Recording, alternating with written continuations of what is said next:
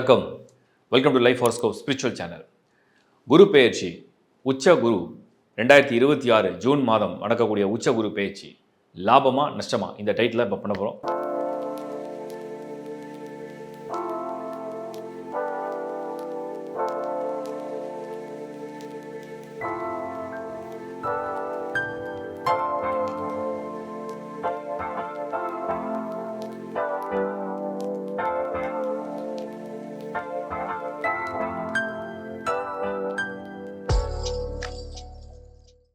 மேஷராசி. மேஷராசி இந்த குரு பெயர்ச்சி லாபமா நஷ்டமா?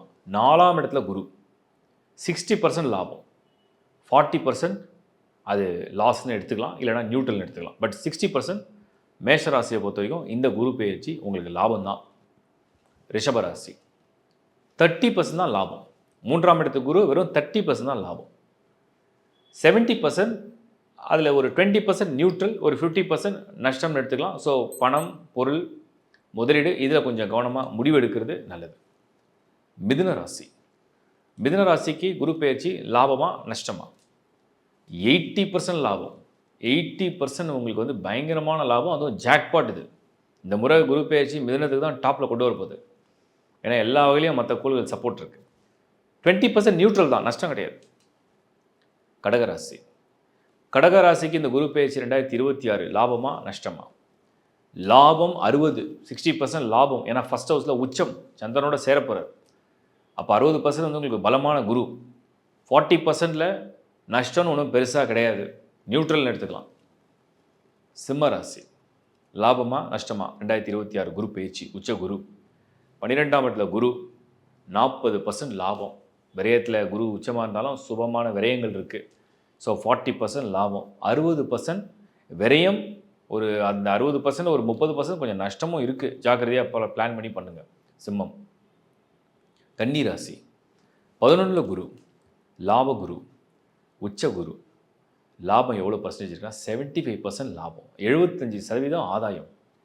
25%ல் ஒரு 10% தான் சின்ன லாஸ் இருக்குது, 15% நியூட்ரல் தான் வரும். ஸோ 75% லாபம் இருக்குது, ஆதாயம். அடுத்து வந்து துலாம் ராசி.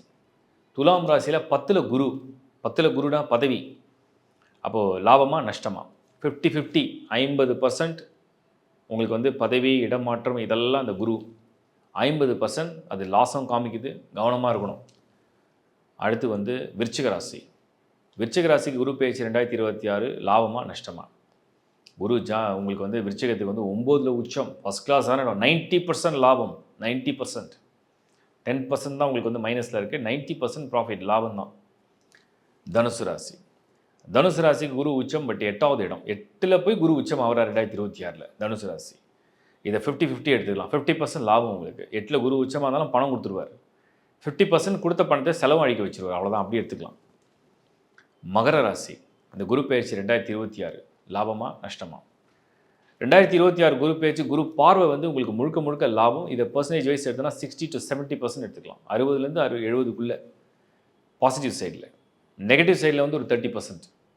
ஏன்னா குரு பார்வை இருந்தாலுமே குரு வந்து உங்களுக்கு வந்து சில வீணான முயற்சிகளையும் செய்ய தூண்டிவிடும், ஜாக்கிரதையாக இருக்கணும். கும்பராசி. குரு பெயர்ச்சி 2026 லாபமா நஷ்டமா? குரு 6வது வீட்டில் உச்சம். உங்களுக்கு தனஸ்தானாதிபதி, லாபாதிபதி 6வது வீட்டில் உச்சம்.